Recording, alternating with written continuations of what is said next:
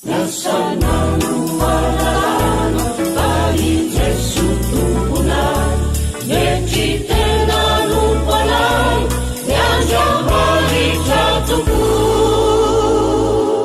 Ifanalumelalan Mampiray nitenalan Amin Iya ay ng Kristi Ifanalumelalan Mampiray nitenalan Amin Iya ay ng Kristi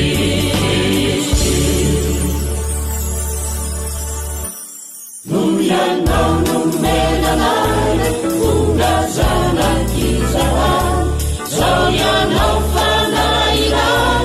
Magkipagkatiyanan Ifanalumelalan Mampiray nitenalan Amin Iya ay ng Kristi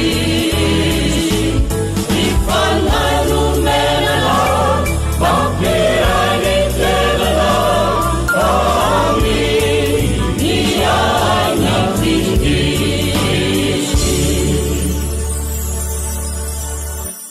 Erinanong mapalay